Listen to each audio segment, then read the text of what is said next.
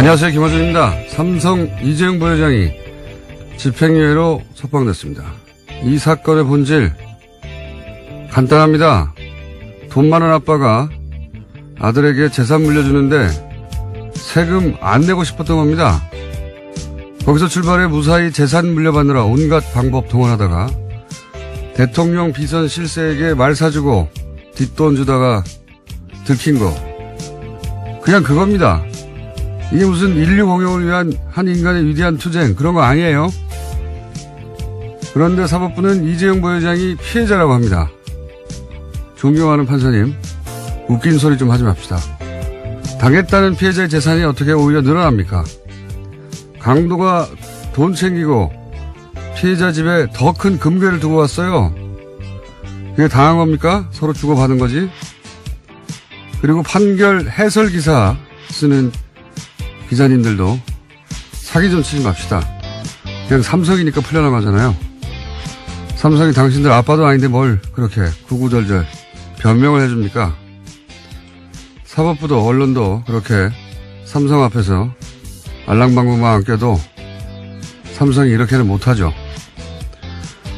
삼성과 맞서 싸우라는 게 아닙니다. 적어도 알랑방구는 끼지 말자 우리. 네. 쪽팔리지 않습니까? 집행유예 뉴스 듣고 생각합니다.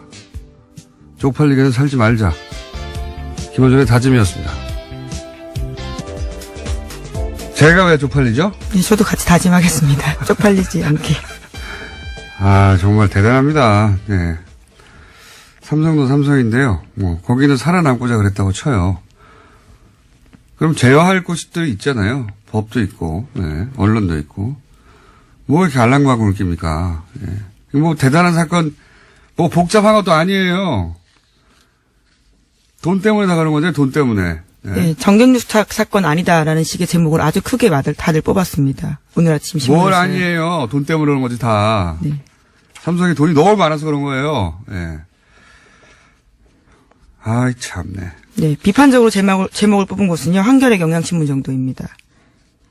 나머지는 검찰이 영차 독대에 거기에 포커스 맞춰서 무리수를 뒀다라는 검찰을 잡으면서 검찰이 예, 특검에 대해서 탓하는 웃기지 건데. 맙시다 우리 진짜 쪽팔리지도 않아요? 무슨 변명을 대신 그렇게 열심히 해줍니까? 아, 자, 첫 번째 뉴스. 네, 말씀처럼 이재용 삼성전자 부회장 뉴스 피해갈 수 없습니다. 어제 풀려났는데요. 서울고등법원은 이 부회장에게 징역 5년을 선고한 1심을 깨고 집행유예를 선고했습니다. 이거 예상됐던 거죠, 예상. 5년 나왔을 때부터 이 집행유예를 풀어주려고 그런다. 다들 얘기했어요, 다들. 예, 소위 3.5 법칙이라고요. 재벌한테만 유독 통하는 이야기입니다. 자, 재판 판결 내용을 간단하게 요약하면요. 네, 정치 권력과 자본 권력의 부도덕한 밀착이라고 1심 판결이 한 바인데요. 이에 대해서 뒤집었습니다. 삼성의 피해자 논리를 공인해 준 셈인데요. 재판부는 이 사건을 최고 정치 권력자인 박근혜 전 대통령이 국내 최대 기업 집단인 삼성그룹의 경영진을 겁박하고 최순실 씨가 그릇된 모성애로 사익을 추구한 사건이다라고 규정했습니다. 재판부 판결은 핵심은 삼성이 피해자라는 거예요. 웃기는 소리입니다, 진짜. 삼성이 계속했던 주장인데요. 이를 드디어 들어준 겁니다. 삼성 변호인단 주장을 그대로 받아들인 거예요. 예. 그리고, 그러면 그럴 거면 재판을 뭐 합니까? 왜 합니까? 그리고, 결과적으로는 전부 박근혜 전 대통령이 다 뒤집어 쓴 겁니다, 현재. 이 판결 나오자마자 박사부는 거리를 뛰어나가야 되는 겁니다. 그리고, 예를 들어서 조원진, 애국당, 지금, 올림픽 때문에 지금 시위하고 있거든요. 거기 지금 때가 아니에요.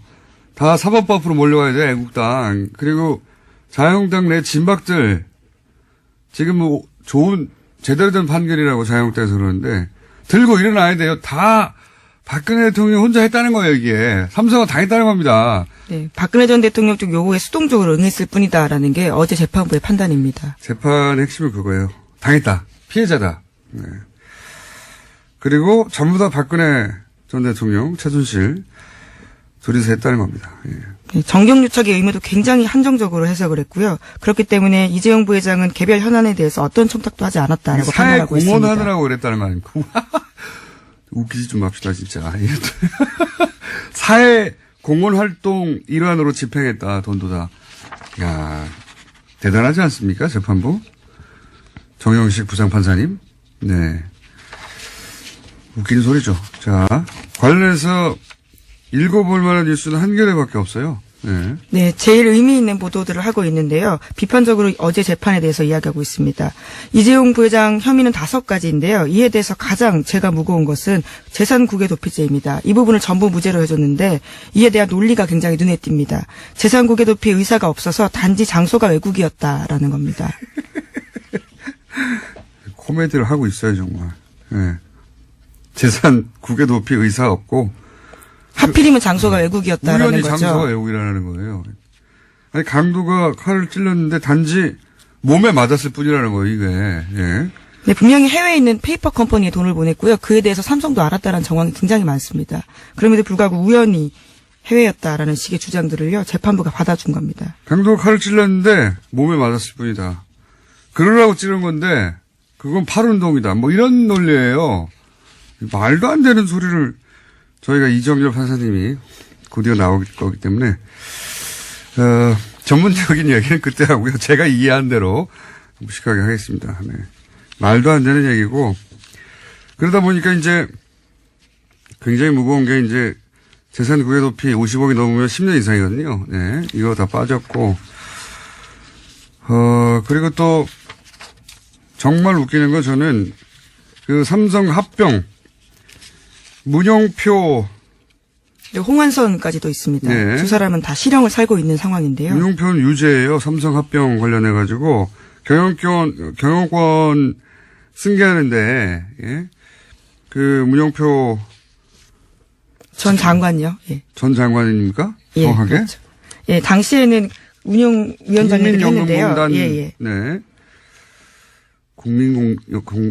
국민연금공단 이사장. 네, 예. 예, 발음이 잘 안 되네요. 흥분해가지고 이사장. 문용표 이사장은 삼성 합병하는데 국민연금공단 공금연단이라는 자꾸 예, 국민연금공단입니다.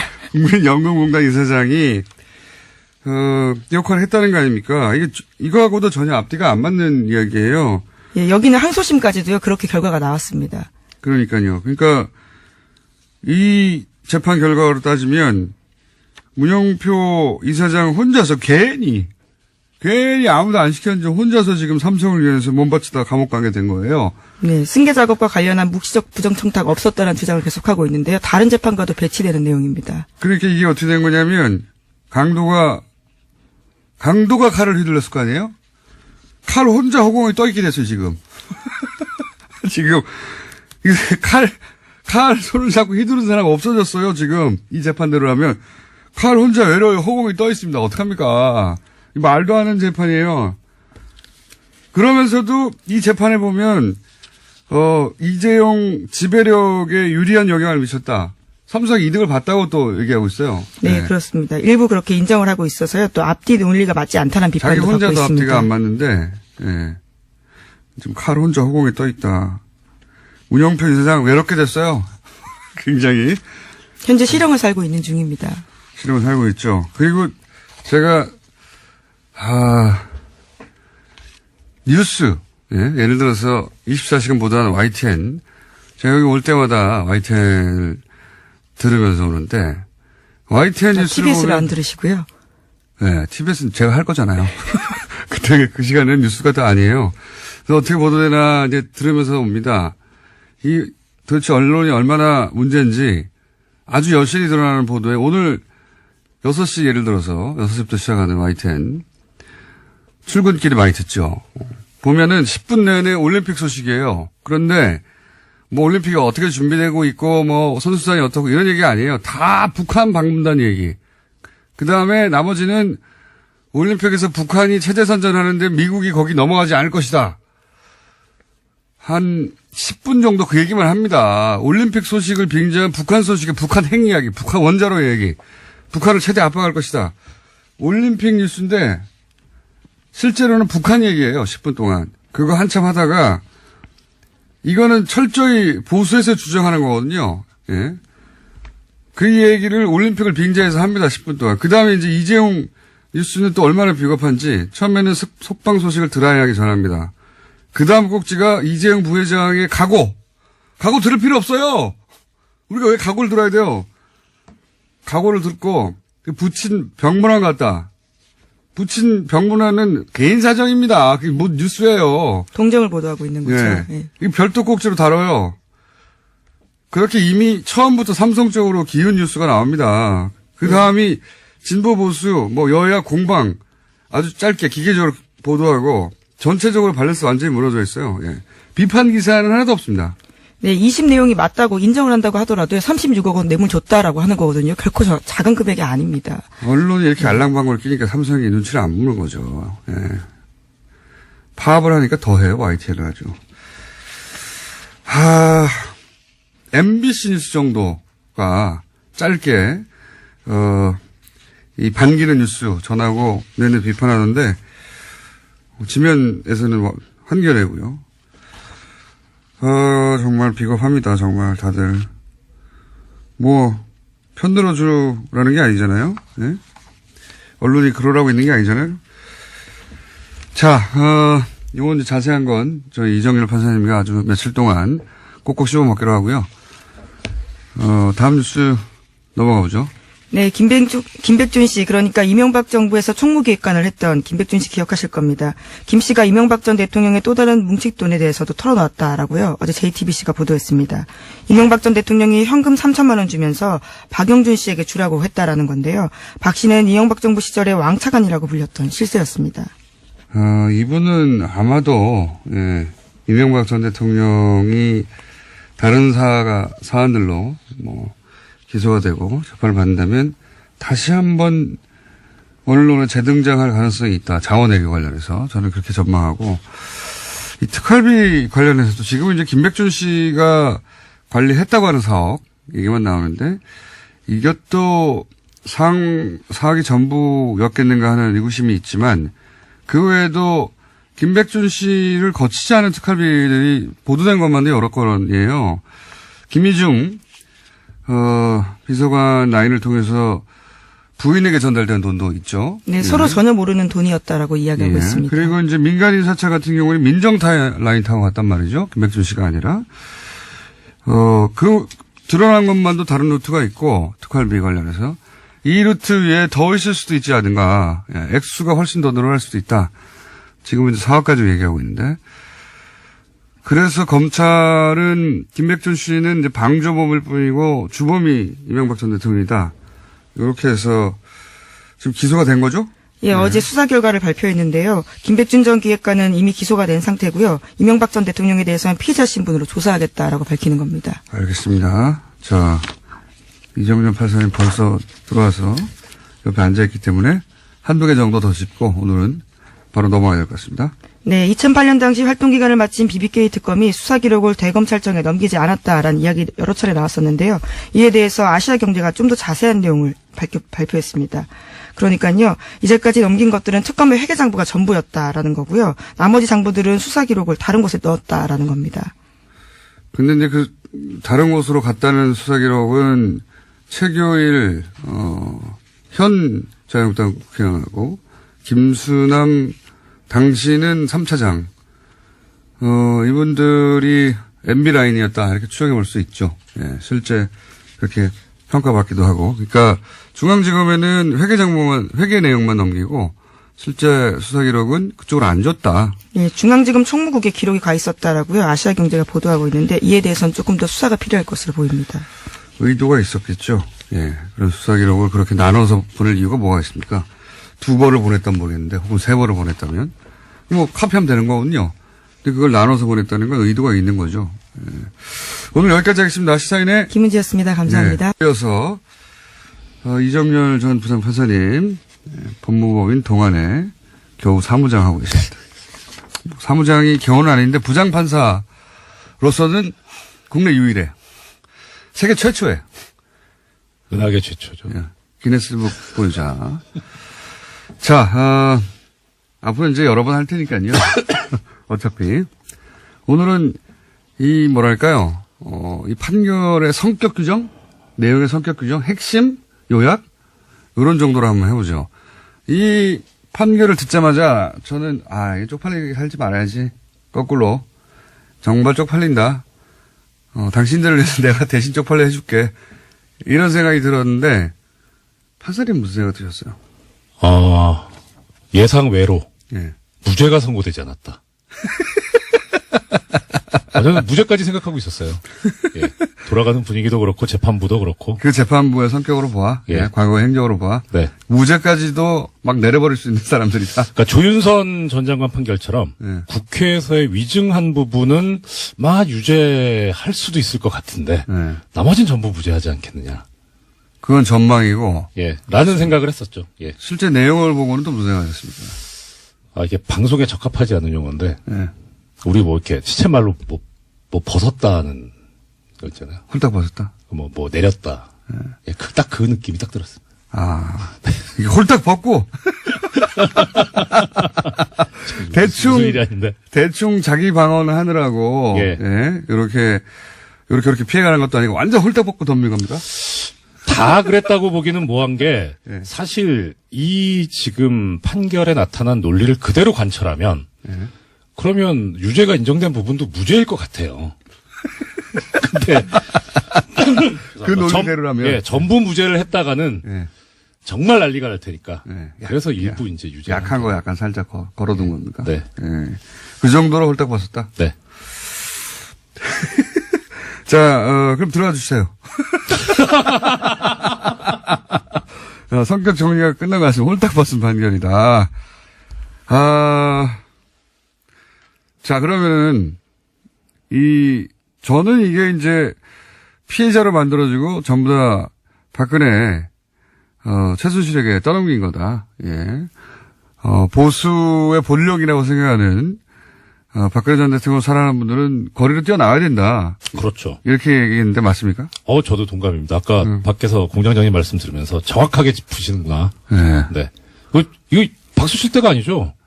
예, 진짜 그야말로 어떻게, 박근혜 전 대통령을 이런 식으로 나쁜 사람을 만들어버릴 수가 있어요. 자유한국당. 재판도 안 해놓고.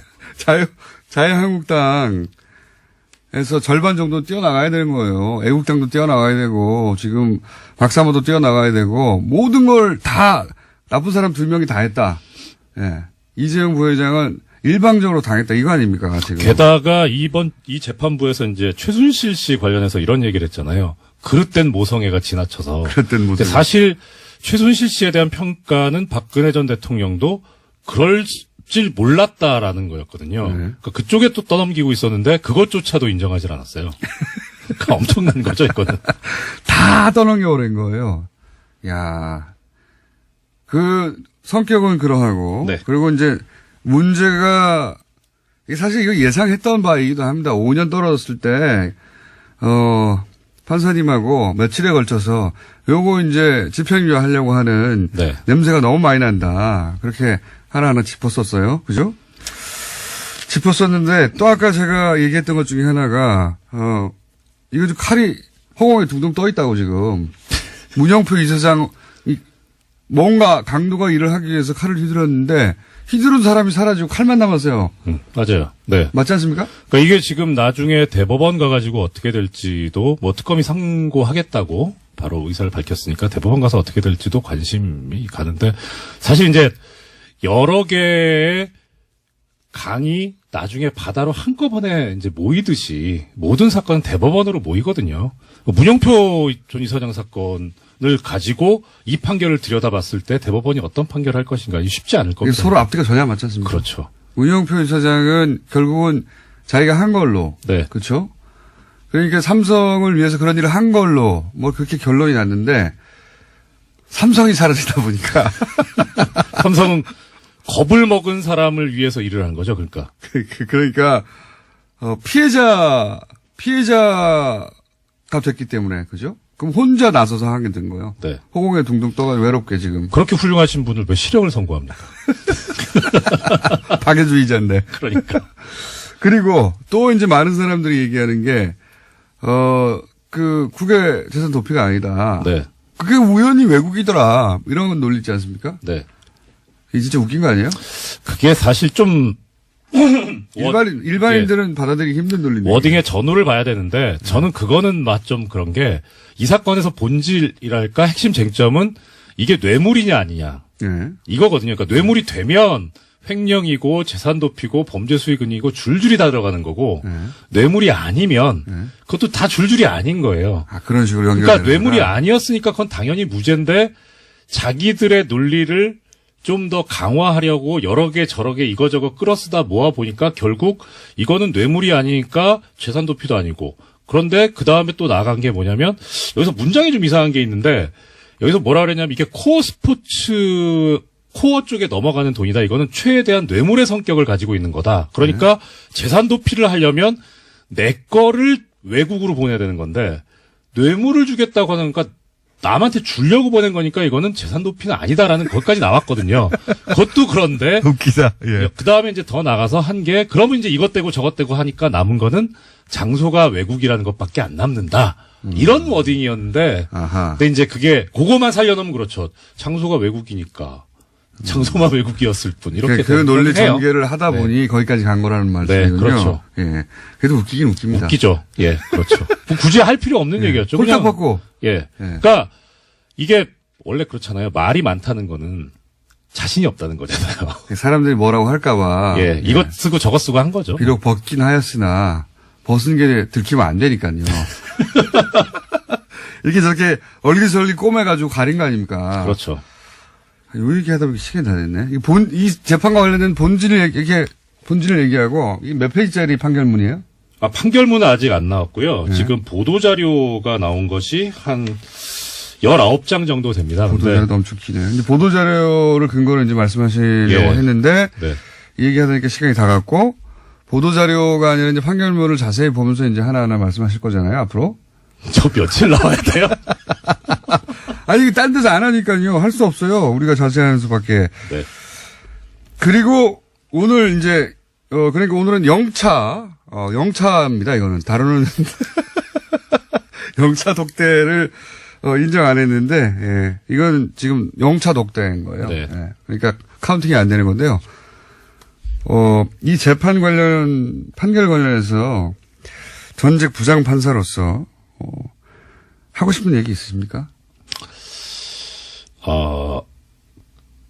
보통은 이렇게 자신의 정치적인 성향을 드러내거나 가지고 있더라도 조심을 해요. 네. 왜냐하면 오해를 살 수 있으니까. 네. 그리고 그 전제로서 공과 사는 명확하게 구별을 해야죠. 나는 뭐 성향이 보수적이든 혹은 진보적이지만, 예. 그거 무관하게 판결을 내리려고 노력하고, 이게 그렇죠. 영원히 남는 판결문이니까요. 그럼요. 네.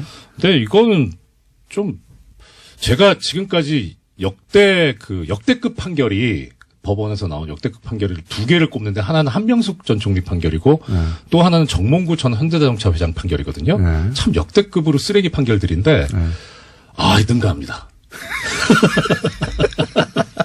코멘트로 뭐 이 정도면 네. 역대급 쓰레기라고. 자, 영차 독대였고요. 예, 앞으로 몇 차까지 이정열 판사님과 독대가 이어질지 모르겠습니다. 왜냐면 모든 언론이 이런 얘기를 하고 있으면 저희가 할 필요가 없잖아요. 예. 딴 거 하면 되는데 안 하니까 할 수 없이 합니다. 자, 오늘은 영차 독대였습니다. 이정열 전 부장 판사님이었고요. 이재용 판결 관련해서 앞으로 최소한 4차, 5차까지는 독대가 이어질 거라고 예상됩니다. 자, 여기까지 하겠습니다. 감사합니다. 고맙습니다. 여전히 여러 논란들이 있습니다. 최문순 강원지사 전화 연결해 보겠습니다. 안녕하십니까, 지사님. 지사님, 전화 연결됐습니다. 안녕하십니까. 네, 공장장님 안녕하십니까? 바쁘시죠? 아, 네, 괜찮습니다. 고맙습니다. 네. 저한테 고마우실 거 없고요. 11월 말에 저희가 네네. 인터뷰할 때 네네. 티켓 완판되면 완판담으로 출연한다고 하셨는데 완판됐습니까? 완판을 못했습니다. 지금 완판남이 아니고 이제 미완판남이 될 것 같습니다. 미완판남. 네. 이렇게 뭐 가파르게 상승세를 그리다가 지금 주춤하고 있는데요. 예. 현재 올림픽은 75%, 그다음에 패럴림픽은 85% 정도가 팔렸습니다. 75%. 여기에 이제 현장 판매가 한 10% 남게 되는데 현장 판매를 더하면 85%, 패럴림픽은 95% 이렇게 이 정도 팔렸다고 보시면 되겠습니다. 마지막 남은 기간 동안 꼭 완판하도록 하겠습니다. 네. 이게 이제 궁금한 것은 네. 올림픽이 시작되면 더 이상 그 현장 판매 위에 온라인 판매는 안 합니까? 그것도 계속 판매합니다. 아, 그렇군요. 네. 그래서, 지금까지 안 사신 분들 빨리 사셔서, 지금 늦게 살수록 좀 좋지 않은 경기들이 남으니까요. 빨리 사셔야죠. 좋지 않은 경기. 네. 그러니까 이제 그 TV로 보다가 나도 한번 가보고 싶다 멀지도 않은데 이런 생각이 불쑥 네. 들면 인터넷에서 여전히 구입할 수 있다는 거죠. 예. 그렇습니다. 아, 네. 그렇군요. 그래서 거꾸로 이제 올림픽이 진행되면서 이 판매율이 더 올라가서 결국은 거의 완판이 될 수도 있긴 하겠군요. 그렇습니다. 이게 이제 판매율이 소치 올림픽이나 다른 올림픽보다 좀 높습니다. 아, 그래요? 그렇지만 이제 제가 완판남을 약속했기 때문에 끝까지 100% 팔아야 될 걸로 생각하고 있습니다. 팔아야 될 걸로. 그래요. 이전에 동계올림픽이 이제 세계적으로도 하계올림픽보다 인기가 분명히 낮긴 한데, 네. 말씀하셔서 제가 궁금해졌는데, 그 이전 올림픽, 동계올림픽들의 티켓 판매는 어느 정도 됐습니까?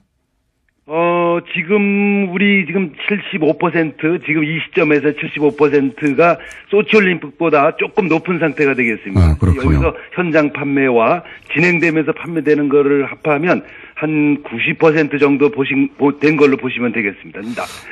남은 10%도 저희들은 꼭 팔아야 된다는 생각을 하고 있습니다. 네. 공장장님이 많이 좀 팔아주십시오. 제가 어떻게 표를 팝니까? 그리고 이런 얘기 많지 않습니까? 뭐 개막식도 너무 추울 거다. 사실 최근에 그 올림픽 관련한 보도들은 대부분 네. 부정적인 뉴스가 훨씬 많아요. 너무 춥다. 뭐 북한 관련된 이야기. 뭐 올림픽 얘기하다가 미국 얘기 나오고. 네. 그렇게 과거와 비교해 보자면 국내 이런 큰 행사 관련해서 부정적인 뉴스가 절반 이상을 차지한다고 할 정도로 그런 뉴스들이 많긴 한데. 네. 그렇죠? 글쎄요, 저도 좀 그 점이 섭섭한데요.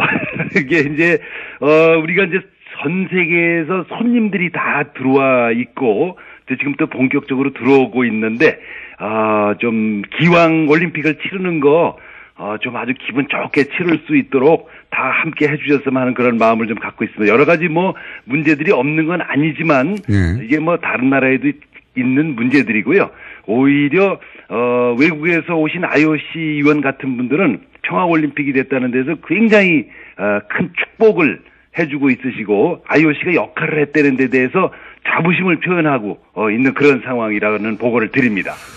뭐 정치적인 이야기야. 다른 분들하고 얘기하면 될 것 같아서 제가 이제 실제적으로 거기 가실 분들을 위한 정보 차원에서 여쭤보는데 아까 말씀드린 너무 춥다. 네. 그런 보도가 하도 많아서 가지 말라는 얘기처럼 들려요. 너무 추우니까 가지 말라는 얘기처럼 물론 가지 말라는 내용은 없는데 너무 춥다는 얘기가 많고 그거 어떻게 해결할 건지 또 하나는 가깝잖아요. 이제 KTX가. 예. 그렇습니다. 네. 이게 당일치기라도 갔다 올 수가 있는 건지 뭐 숙박 문제는 어떻게 되는 건지 이런 것 좀 알려주십시오. 아무 데서도 안 알려줘서요. 네. 우선 이제 너무 춥다는 것에 대해서요. 네. 추운 것은 사실이지만. 추운 건 사실이죠. 너무 춥지는 않습니다. 이게 제 말은 궁금한 게 거기 뭐 난방이라든지 혹은 뭐 개막식 때 뭐 바람막이라든지 기타 등등 여러 가지가 있어서. 네네. 그러니까 구경하는 사람들이 그렇게 덜덜 떨면서. 네네. 저체온증이 걸릴 정도는 아니다. 네네. 마치 저체온에 걸려서 뭐 실내 갔다는 사람들 얘기도 나오고 그러니까 아이고 저 너무 추워서 못 가겠다. 이렇게 생각이 들거든요. 그렇습니다. 근데 이제, 저도 뭐 몇 번 거기서 공연을 봤는데요. 다소 추운 건 사실이지만. 그걸 못 볼 정도거나, 네. 뭐 저체온증에 실려서 쓰러질 정도거나 그런 정도는 아닙니다. 뭐, 추운 게 사실이지만. 원풍기 있고 뭐 담요 있고 뭐 이렇게 제공한다는데 맞아요? 그렇습니다. 우선 이제, 5종 세트를 제공합니다. 모자에서부터 담요까지, 핫팩까지. 5종 세트를 제공해 드리고 5종 세트 모자, 담요, 핫팩. 나머지 두 개는 뭡니까? 나머지 이제 이렇게 우이처럼 이렇게 그렇게 장갑 이렇게 전부 나눠 드리고 자리에 전부 비치가 돼 있고요. 그다음에 그게 무료로 주는 건가요? 네. 무료로 주는 겁니까? 무료로 드립니다. 아, 그래요? 네. 그리고 정 추우신 분은 들어가서 몸을 녹일 수 있는 온실을 자리 주변에 준비해 놓고 있습니다. 아, 따로. 예. 네네. 그래서 정 추우신 분들은 거기서 잠깐 뭐 몸을 녹이시고 다시 자리에 오셔도 될 수 있게 이렇게 해놨습니다. 당일치기는 가능합니까? 당일치기 가능합니다. 근데 이제 서울에서 강릉 평창까지 한 2시간 남짓 걸리니까 당일치기 가능한데 헐레벌떡 다녀가셔야죠. 그러니까 그렇게 굳이 헐레벌떡 이렇게 세계적인 축제를 즐기는데 그렇게 헐레벌떡 다녀가실 필요가 있으신지 저희가 좀 가능하면 2, 3일 주무시는 게 어떠신가 하는 추천을 드리고요. 저희들이 지금 숙소가 아직도 많이 남아 있습니다. 그렇군요. 민박을 비롯해서 예. 싸게는 4만 원, 5만 원짜리부터 시작해서 한 10만 원 정도까지 싼 숙박업소들이 지금 많이 남아 있습니다. 여전히. 예. 네, 네. 그 숙박 바가지 요금 이런 얘기도 언론에 보도가 되는데 그런 문제는 해결이 됐습니까? 완전히 해소됐습니다. 이제 그동안에 초창기에 예약 초창기에 그런 일이 있어가지고 예. 저희들이 여러 자정 결의도 하고 저희들 단속도 하고 그래서 지금은 굉장히 싼 숙박이 많이 남아 있다는 말씀을 드리고요. 와서 좀 편안히 좀 주무시고 며칠 즐기다 가셨으면 하는 바람 말씀드립니다. 알겠습니다. 하도 올림픽 관련해서 이제 긍정적인 뉴스나 혹은 지금 말씀하신 종류의 뉴스가 잘 안 나와서요. 제가 네네. 굳이 지사님을 모시고 이런 얘기를 하고 있는데 공동 집행위원장이시니까 이런 소식 알려주셔야죠. 예. 네, 고맙습니다. 네. 그 외에 보도가 충분치 않아서 네. 잘 모르고 있는데 올림픽을 직접 즐기기 위해서 오면 이런 게 좋다. 이런 시설이 개장이 됐다. 알려주실 거 있으십니까?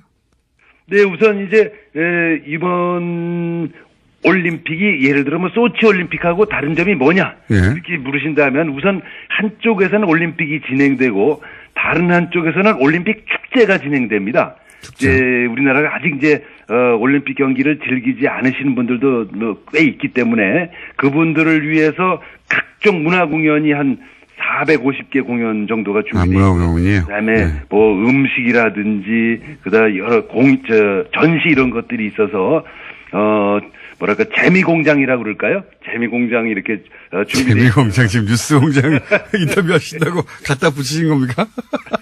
조금 좀 생각을 해봤습니다. 급하게 갖다 붙이신 네, 티가 납니다. 급조한. 네. 지금 올림픽 선수촌에 이제 북한 선수들도 입촌했지 않습니까? 네, 이미 들어와 있습니다. 네, 어떻게 지내고 있나요?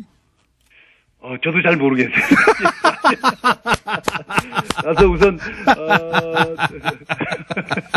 잘 모르시겠죠, 사실. 네, 밖으로는 접촉을 잘 안 하고요. 예. 지금 제가 접촉이 좀 자유로운 분은 장홍 IOC 의원. 네. 어제 이제 IOC 총회에 왔었고 저도 네. 만나서 한참 얘기를 했었고 대통령께서도 직접 호명해서 감사하다 이런 표현도 했었고 그랬습니다. 그분은 워낙 능수능란한 분이고 여유도 있어가지고. 그렇습니다. 좀 예. 노련한 분이신데 예. 어제 제가 만났더니 제가 그때 7년 전에 남아공에서 이제 유치 결정됐을 때부터 예. 만나가지고 꼭 평창 올림픽에 오셔야 된다. 그때부터 이제 얘기를 했었는데 그동안 답변을 못 주다가 이번에 오게 돼서 아주 잘 됐다. 이게 잘 돼서 좋다. 이렇게 표현을 하셨습니다. 알겠습니다. 북한 선수들 잘 지내고 있냐고 하면 대충 그냥 잘 지내고 있다고 말씀하시면 되는데 모르겠다고. 그렇습니다. 네. 너무 솔직하게. 한 가지만 여쭤볼게요. 네네네. 그 여자 아이스 하키 선수단, 네, 이제 충분히 관심 대상이 됐었는데, 네네네. 혹시 그 선수들은 서로 잘 지내고 있는지 아십니까? 글쎄, 저도 뉴스를 보고. 네, 잘 저는 모르시는군요. 이제 안의 소식은 잘 모르겠고요. 예. 밖에서는 그 경기를 보겠다는 분들이 너무 많아서 예. 경기장 안에 다 수용을 못 합니다. 아, 거기는 이미 완판입니까? 그건 완판입니다. 네. 아, 그리고 밖에다가 저희가 그 월드컵 때처럼 대형 스크린을 만들어 놓고 공동 응원단을 밖에서 하게 해달라. 이래서 지금 밖에서 5천 명이 될지 10,000명이 될지 응원단들이 전국에서 지금 몰려오신다고 그래서요. 그거 지금 준비하느라고 지금 준비하고 있습니다. 네. 거기 무슨 내막은 잘 모르겠고 밖에 준비하느라고 정신이 없으시군요. 자, 그럼 오늘 여기까지 하고요. 올림픽 진행되는 중에도 저희가 내부 소식은 잘 모르시겠지만 또 밖의 소식 궁금할 수도 있지 않습니까? 네, 그렇습니다. 네, 그때 공장장님도 꼭 네. 좀 와주시기 바랍니다. 저도 네. 한 번은 가볼 생각입니다. 그렇지 않아도. 예. 네, 거기서 뵙도록 하겠습니다. 네, 감사합니다. 네, 고맙습니다. 네. 감사드립니다. 지금까지 최문순 강원지사였습니다. 번째, 매크로를 이용한 댓글. 예. 최근에 특히 네이버 댓글 관련한 의혹들이 많죠. 예. 최민희 의원과 그 부분을 짚어봤는데 서로 이것이 사실로 밝혀진다고 하더라도 현재 처벌 조항으로는 충분한 처벌이 되지 않을 수도 있다. 이 관련 토론을 준비하고 계신 민병도 의원 나오셨습니다. 안녕하십니까? 예, 반갑습니다. 네. 네이버 얘기하면 네이버에 절대 안 떠요. 아, 예, 예. 절대 안 뜨는데 상관없습니다. 앞으로 저희는 계속 이 문제를 거론해갈 생각인데 어제 이제 그 최민희 의원 나오셔가지고 누구도 수사하기 전에는 매크로가 이용되고 있다고, 매크로는 자동 프로그램, 인간이 하는 게 아니라 이용되고 있다고 확정할 수는 없는데 기술적으로는 가능하다. 그리고 그걸 위해서 필요한 이제 아이디가 많아야 되니까 아이디를 사고 판다든지 또는 뭐 불법적으로 만들어낸다든지 뭐 그런 정황들, 예. 그런 얘기를 쭉 했었습니다. 그런데 그게 서로 밝혀지더라도 그것만 가지고는 처벌 조항이 미비해가지고 충분한 단죄가 안 된다. 그렇습니까? 예, 맞습니다. 지금은 업무 방해죄 정도로 처벌을 할 수가 있습니다. 네이버가 피해자가 되는 거죠. 그렇죠. 예. 그래서 업무 방해를 한 사람들을 추적을 해서 그 사람들이 발견되면 징역 2년 이하의 처벌을 할 수가 있는 것이고 거기에 명예훼손이랄지 허위사실이 유포가 됐다고 한다면 그에 상응하는 처벌을 받겠죠. 그건 내용 때문에 그런 거고. 그렇죠. 예. 근데 네이버는 자체 약관에 의해서 이것을 거르게 되어 있습니다. 네. 그래서 네이버는 우리가 이 문제에 관해서 추궁을 할 때 네. 자기들은 약관에 따라서 자기들이 그 의무를 성실히 이행하고 있다고 얘기를 합니다만 우리가 들여다볼 방법도 없습니다. 사실은. 그렇죠. 예. 공개하지 않으니까요. 그렇다고 한다면 현재는 이제 생산자하고 배포자만 우리가 처벌을 갖다 하고 있는데 네, 댓글, 생산자. 사실은 운영 자체를 갖다 우리가 좀 들여다봐야 되지 않냐 하는 생각을 하게 되는 것이죠. 절대 공감하는 것이 네이버는 사기업인데 뭐 이렇게 공공의 영역에서 통제하려고 하는 이야기는 이제 한간소리인 것이 네이버의 그 첫 화면을 본인의 그 모바일의 첫 화면으로 쓰는 사람들이 엄청나거든요. 그렇죠. 예. 그 공공의 영역에 여론 형성에 지대한 영향을 미치는 그야말로 공공 홈페이지가 됐어요. 네, 그렇습니다. 예. 그건 이제 확증 편향이라고도 하는데 네. 비슷한 사람끼리 뭐 친구를 맺고 비슷한 글을 자꾸 보아가기 시작하는 것이죠.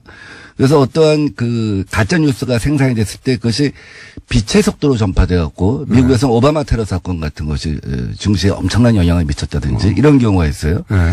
영국 같은 경우는 그래서 작년 연말에 NSC를 열어갖고 네. 이 문제를 갖다가 국가적 차원에서 대응하자. 그래서 총리실 산하에 전담 수사대를 둡니다. 뭐 어떤 부분을 국가적 차원에서 대응하는 가짜 뉴스 생산. 예. 아하. 그다음에 독일 같은 경우는 운영자 자체를 처벌할 수 있게 합니다. 아 예. 예. 그게 올해부터 그 발효가 된 소셜 네트워크 운영 개선법입니다. 그래서 가짜 뉴스가 발견됐을 때 신고가 들어올 거 아닙니까? 그럼 24시간 내에 삭제 등의 조치를 취해야 됩니다. 여기에 그렇다면 그 법의 정신을 원용하면 네이버도 책임을 물을 수 있게 되는 거네요. 만약에. 네. 예. 네이버를 통해서는 그 댓글 공작이 일어난다든가 하면 그걸 방치했을 경우에 처벌할 수 있는. 그렇죠. 매 6개월마다 또 정부에 보고를 하게 돼 있습니다. 가짜 뉴스를 어떻게 접수했고 어떻게 삭제했고 여기에 드는 비용이 얼마나 들었다까지 보고를 하게 돼 있습니다. 왜냐하면 또 비용이 천문학적이라고 한다면 공공재 관리 차원에서 그래서 사회적 기금으로 만들 필요도 있지 않겠습니까? 그 SNS 회사들이 사기업이라고 빠져나갈 수 없도록 아예 그렇게 예. 공공의 영역에서 통제하기 시작한 거군요. 네. 그래서 이 의무를 이행하지 않으면 최대 646억 원의 벌금을 갖다가 646억 원이요? 부과할 수 있습니다. 네이버 돈이 많아요. 근데 사실 독일법은 이제 플랫폼 운영업체한테 기업한테 이제 이런 의무를 갖다 부과하는 법인데 사실 이게 되게 이제 페이스북법이라고 그래갖고 페이스북, 유튜브, 트위터에 적용되는 법입니다.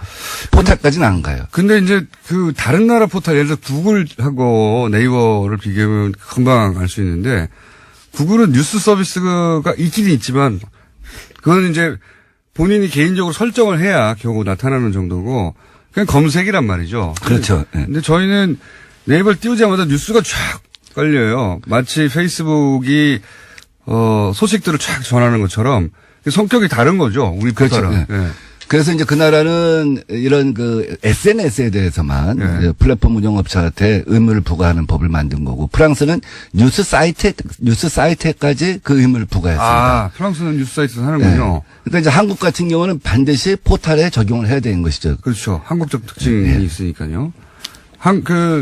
지난 트럼프 힐러리 대선 때 보면 결국 미국에서는 이제 포털이 이런 식으로 우리나라처럼 운영이 안 되니까 페이스북이 그 기능을 했거든요. 뉴스를 전파하는 거점으로. 근데 페이스북을 통해서 엄청나게 많은 가짜 뉴스가 유통됐고 그러다 보니까 이런 문제의식이 생긴 거죠. 예. 그렇죠. 예. 특히 트럼프 진영에서 가짜 뉴스를 많이 생산했다는 것이죠. 네. 작년 1년만 놓고 보면 전 세계에서 18개국에 선거에 중대한 영향을 갖다 가짜 뉴스가 미쳤다 하는 결과 보고서가 나옵니다. 멕시코 같은 경우는 8만 5천 개의 트위터 가짜 계정을 이용해서 가짜 계정. 야당의 선거에 불리하게 이용했다는 보고가 나왔고요. 우리나라에서는 2016년에 지방선거 때 터키에서 페이스북 홍준표 지사 후보 또 남경필 지사 후보의 페이스북의 좋아요가 90% 생산된 일이 있습니다. 그 사건은 모르시는 분들을 위해서 제가 잠깐 부연 설명을 하자면 두 분, 그 외에도 사실 찾아보면 더 있을 수 있는데, 그 페이스북에 좋아요가 이제 막 올라가면, 좋아요가 많다는 건 공감을 많이 얻고, 정치인 입장에서는 인기가 있고 그런 지표인데, 그래서, 근데 이제 페이스북은 좋아요를 어느 나라에서 눌렀는지, 누가 눌렀는지 모르지만, 어느 나라에서 눌렀는지 표시해주는 기능이 있어요. 그 표시해봤더니 다 터키에서 나온 거예요. 90%가. 남경필 도지사의 지지자 90%가 터키에서 하는 거죠. 저는 약간 좀 의심스러운 것 중에 하나가 뭐냐면 네. 터키하고 우리하고 시간차가 6시간 정도 나잖아요. 네. 그러면 우리가 새벽 3시면은 터키는 밤 9시에 작업을 할 수 있는 겁니다. 네. 우리 댓글 부대들이 주로 새벽 3시에 작업을 시작하잖아요. 네. 사실 새벽 3시에 작업을 하려면 2시부터 뇌도 운동을 해야 되고 몸도 운동을 해야 되고 쉽지 않은 일이거든요. 그래서 거점이 국내 거점하고 외국 거점이 또 하나 있지 않을까 하는 생각도 해봅니다. 그럴 수도 있지만요. 그럼 돈이 들고요. 제가 보기에는 IP를 세탁한 게 아닌가. 뭐 그럴 수도 있겠죠. 네, IP를 세탁해가지고 거기 찍히는 건 터키인데 추적해보면 결국 한국 어디로 나올 가능성이 대단히 높다고 봅니다. 저는. 그러니까 2003년도에 최병렬 한나라당 대표가 우리도 사이버 전사 1000명을 육성하겠다고 네. 공개적으로 선언했고 네. 2004년도에 박사모 108조라는 게 있었죠. 네. 그다음에 여의도 연구소에서 이것을 육성하자. 그래서 그때 민관 중심이 됐던 것 같아요. 네. 그러다 이제 정권을 잡으면서는 민간 주도에서 관주도로 갔죠. 네. 지금은 아마 전관 주도가 아닌가 하는 생각을 하고 있습니다. 전관 주도는 뭡니까? 퇴직 공무원 국정원. 예. 퇴직 공무원. 지금 네이버 같은 포탈에 한 달 정도 된 것 같습니다. 한 달 조금 넘은 것 같은데 그 이전과는 다르게 집중적으로 이렇게 이거 매크로를 사용한 거 아닌가 싶은 댓글, 그러니까 비정상적인 댓글이 폭주하고 있다는 것 자체는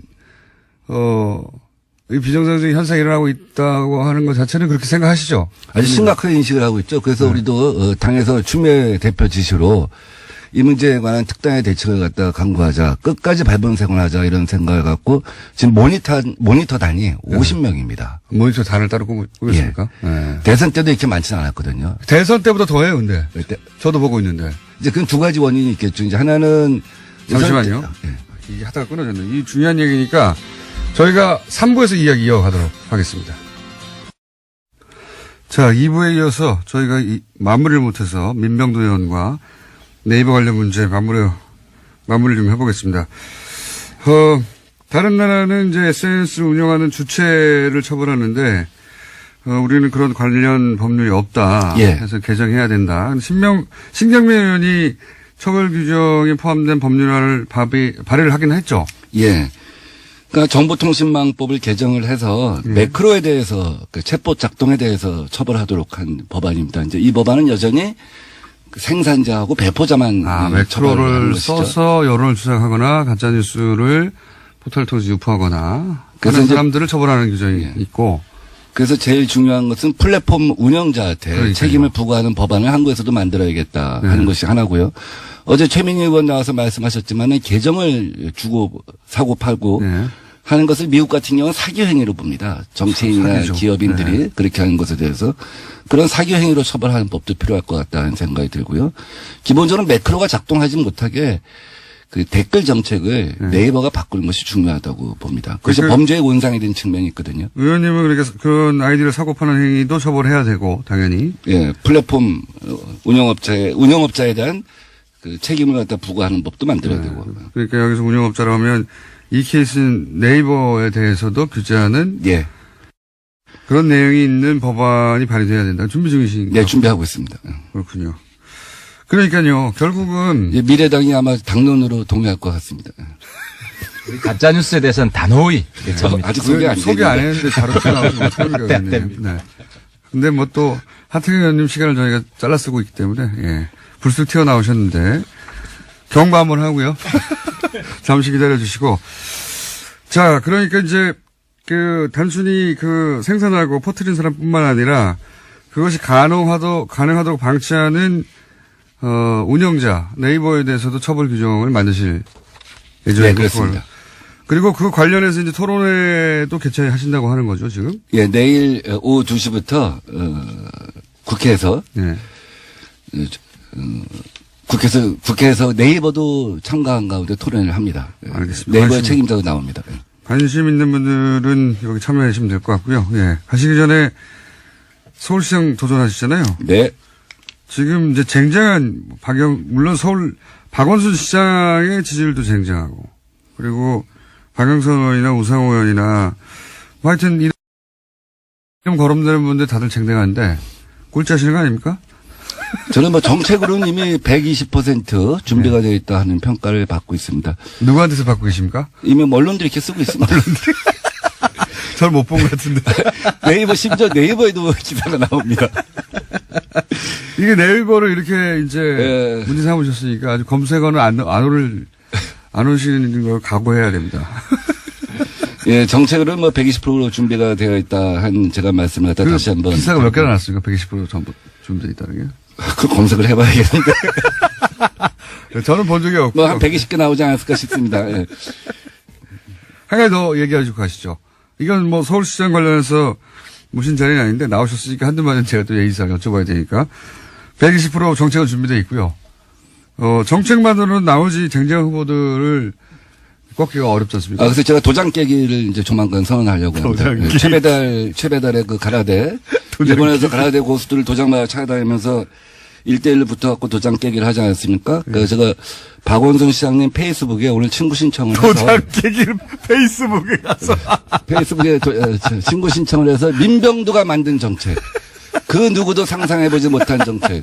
박원순 시장이 5만 명의 공무원과 수백 명의 싱크탱크에 갖다 동원해서 6년, 7년 동안 만든 정책과 민병두가 만든 정책을 1대5만으로 도장 깨기를 하자. 오늘 이제 박원순 시장님 페이스북에 도장 깨기 신청합니다. 예.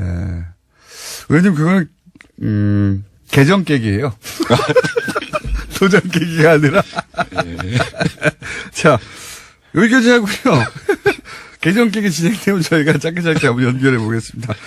지금까지 더불어민주당 민병두 의원이었습니다. 감사합니다. 네, 감사합니다. 네, 고맙습니다.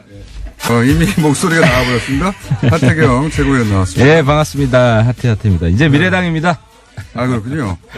미래당으로 아직 신고가 된 건 아니죠? 아닙니다. 이제 네. 정치적으로 합의한 거. 정치적으로. 그럼 예. 바른당이 아니라 미래당으로 불러드릴까요? 이제 뭐 이미 부르고 있습니다. 지역구에서는. 네. 엊그제부터 자, 미래당 의원으로 부르고 미래당에서는 최고위원이 아니니까 그럼 미래당 의원. 있습니다. 미래당 저는 이제 사실상 백의정권 할 겁니다. 밑에서 열심히 도와주고. 당 대표 막 얘기하시더니. 그거는 이제 저 지방선거 이후에나 생각해 볼 문제고. 이후에다. 외부의 훌륭한 인사들 영입하기 위해서. 네, 미래당 하태경 의원. 아니, 그럼 최고위원 아니니까 부를 필요가 없잖아, 이제. 우리는 당이 더 커졌기 때문에. 미래당은, 그러니까 바른정당은 커졌는데, 예. 국민의당은 더 작아졌어요. 질적으로 봐야죠. 지지율이. 지지율. 국민의당 지지율이 5%대 가다가 예. 요즘은 최소한 15%대 가고 있습니다. 근데 그거 저 여론조사 전문기관에 물어보니까, 예. 그렇게 높게 나오는 이유가 있다고 하더라고요. 질문을 할 때부터 높게 나오는 질문을 설계하였다. 이런 아, 얘기 통합 쪽이니까. 예, 뭐. 아, 그건 당연하죠. 우리는 통일 좋아합니다. 통합 좋아합니다. 통합 문제 있을 때 반대에 서면 깎입니다. 뭐 어쨌든 바른정당이 이제 앞으로 뭐 오랫동안 갈 거라고 했는데 이제 사라졌어요. 예. 바른정당 2기 바른정당. 이기 바른정당이다. 우선 큰 뉴스니까 다른 얘기하기 전에 예. 이재용 부회장 판결에 대해서 어떻게 생각하십니까? 그거는 뭐 이정열 판사 전문이 있는데 네. 이제 저는 이제 개인적으로 청문회 때 봤잖아요. 예. 그때 이재용 부회장 제가 야단을 많이 쳤어요. 예. 근데 야단 많이 친 이제 근저에는 뭐가 있었냐면 붕 떠 있더라고요. 붕 떠 있다는 건 무슨 의미입니까? 밑에 이제 자기 밑에 이제 실무진들, 네. 뭐 부사장, 전무 이런 사람들을 장악하고 있지 못해요. 제대로 파악하고 있지 못해요. 근데 그런 척 하는 거 아니 아닙니까? 거짓말만 하는 게 아니라 진짜로 뭐 잘 모르는 게 많았어요. 그래서 모른 이건 척 이제 하는 거겠죠. 제가 뭐 징역도 먼저 살은 선배인데 징역 먼저 산 사람으로 보니까 그러니까 징역 사는 사람 중에 두 부류가 있어요. 징역이 보약이 된 사람이 있고 독약이 되는 사람이 있는데 네. 이재용 부회장 같은 경우는 좀 징역 체질이 좀 있다. 그러니까 좀 본인이 더 강해지고 나온 것 같아요. 아니 체질이 있으면 오래 있어야죠. 그건 이제 나중에 또 뭐 사법부가 결정할 일이고. 이 판결에 대해서는 어떻게 생각하십니까? 판결에 대해서는 내가 자세한 내용을 안 봤는데 이렇게 말씀하시면 기본적으로 한 말씀만 드리면은 예. 그 김진태 의원 아침에 뉴스를 보니까 네. 판결 정말 잘했다. 예. 그거는 완전히 김진태 의원의 본분을 잊어버린 거다. 본문을. 지금 친박의 핵심으로서 예. 이재용 판결이 낮을수록 박 대통령 판결이 높아진다는 이 상관관계를 완전히 무시한 거라는. 그러니까 김진태 저도 그 동의하는데 김진태 의원은 소위 말해서 본인이 이제 친박 중에 친박이라고 계속 공개적으로 주장해 그러니까 왔는데 이재용 판결 두둔하면 안 되는 거지. 이재용 판결은 박근혜 전 대통령에게 매우 불리합니다. 이렇게 지금. 돼 있어. 이재용 판결 잘한 걸 보니까 박근혜 판결 기대도 되겠다. 말도 안 되는 완전 역적 발언이야. 역적 발언이죠. 네, 박근혜 판결 올라가게 돼 있습니다. 그러니까 그렇죠. 이런 일관성은 그쪽에서 친박이 이번에 망한 이유가 뭐 일관성이 없어요. 그러니까 박근혜 전 대통령보다 삼성이 더 중요했던 거죠. 그렇게 생각할 수밖에 없어요. 본인이 삼성으로 전향했나? 삼성으로 친박들이 삼성으로 전향했나? 친삼으로 변했나요? 본인이 법률가인데 모를 리가 없지 않습니까? 그 의미. 그렇습니다. 예. 예. 그건 그렇고 의원님이 생각하시기에 어떤 생각입니까? 곤란하십니까? 기본적으로 네. 곤란한 건 아니고 우리는 기본적으로 사법부 판결을 일단 존중을 합니다. 이게 기본으로 깔리고 이게 다릅니다. 바른 정당이기 때문에 네. 존중을 하는데 구체적인 내용에 있어서는 예를 들어 조금 꼼수가 있는 것 같다. 한 가지만 이야기하면 말 문제. 말은 내가 청문회 때 질의를 했기 때문에 네. 말을 사준 게 아니라 이제 렌트비만 예. 그죠? 그러니까 이자만 그러니까요. 고려한다. 예. 빌려준 거다. 그거는 그렇지. 그러니까 이자만 고려하고 말값 전체는 예. 준 게 아니다. 이거 아니에요. 그러니까요. 그래서 집행유예로 나온 거 아니에요. 이게 판사의 법리적으로는 뭐 법 전문가니까 따져볼 문제가 있겠지만 예. 국민 눈높이에서는 그 뭐가 다른데. 뭐가 이 다른 게 부분은- 아니라 말도 안 되는 거예요. 그러니까 말 문제는 말도 안 된다. 그건 동의해요. 그러니까 사실상 말도 안 사준 된다. 거다. 국민들의 눈높이에서 볼 때는 그렇다는 겁니다. 안 들켰으면 그렇게 처리했겠습니까? 들켰으니까 그렇게 처리한 거지. 그 부분은 제가 실제로 청문회 때 그때 따지려고 했는데 박상진 이번에 이제 집행유예로 나오셨대요. 그분이 다 갑자기 집행유예로 나왔어요. 아프다고 그래서 못 나와가지고 아프다고 그래서. 굉장히 준비를 많이 해서 아직도 기억이 나는. 하여튼 포인트입니다. 전체적으로는 사법 판결을 존중하는데 말 문제에 구체적으로 들어가서 말 문제를 그걸 빌려준 거로 처리한 것은 말이 안 된다. 이 그 정도? 부분 말이 안 된다. 그 그리고 부분 외에도 말이 안 되지 않. 박근혜 대통령이 겁박한 것은 기본적으로 저는 맞다고 봐요.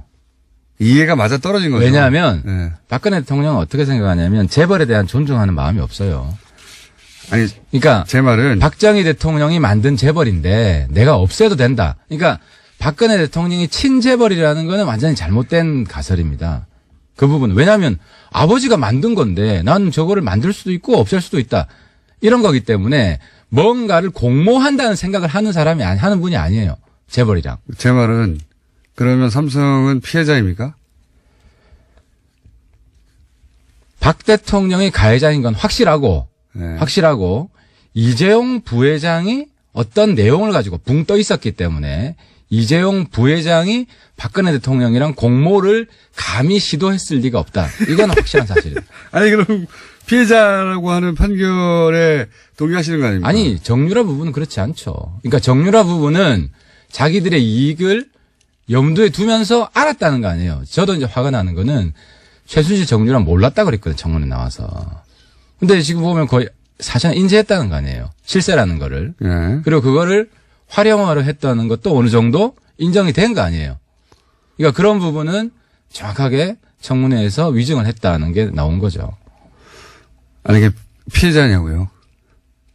박근혜 입장에서는 박근혜와 관계에서는 피해자고 네. 최순실 관계에서는 이용하려고 했다는 거죠. 아, 박근혜 대통령한테는 피해자고, 최순실 관련해서는 주고받았다? 그러니까 밑으로는 몰래 하려고 그랬는데 네. 공개적으로 하려고 그랬던 건 아닌 것 같다. 네, 곤란하시죠? 곤란한 게 아니고 나는 팩트 중심으로 이야기하는 거예요. 욕 듣더라. 자, 어영부에 넘어가시려고 하니까, 어영부에 넘어가 드릴게요. 자, 그건 그렇고, 이제 국민의당의 전당대회 없이, 이제 합당 선언. 그러니까 요거는 계속 까시던데 네. 깔만한 거리가 안 되는 게 왜 안 됩니까? 이게 전당대회도 없이 왜 안 되는지 제가 설명을 해드릴게요. 전당대회를 하려면 당원을 특정해야 됩니다. 근데 그 박지원 대표 민평당 측에서 결정적으로 잘못한 게 네. 창당 준비위원회를 먼저 결성을 해가지고 네. 징계를 받을 만한 빌미를 줬습니다. 빌미 준 건 맞아요. 그죠. 그러면은 그쪽 발기로 들어간 1000명의 당원이 이름이 중첩되는데 네. 이 사람들을 징계해야 될지 말아야 될지 결정을 해야 되는데 네. 개인정보 공개를 안 해주니까 결국 이중당적 될 사람들이잖아요. 그럼 이쪽에서 징계해서 당원 자격을 박탈하면 되는데 네. 그걸 안 해주니까 전당대회를 못 연 거죠. 열 수가 없었던 거죠. 열고 싶어도. 요게 팩트예요. 그렇게 말할 수도 있고요. 빌미를 주니까 아싸 전당대회 골치 아픈 하지 말아야지. 일단 그 전에 박지원 대표 측이 결정적으로 이번에 전략 미스한 게 그쪽 창당을 너무 서둘렀어요. 그러니까 창당준비위원회를 국민의당 전당대회 전에 한 건 완전히 패착이에요. 그러니까 이쪽 전당대회 후에 했으면 네. 전당대회 무산시킬 가능성도 있고 민평당 측에서 승리할 가능성이 남아 있었는데 네. 승리할 가능성을 스스로 봉쇄했다. 이 부분을 어쨌든 지금 짐 싸들고 다 나갔잖아요.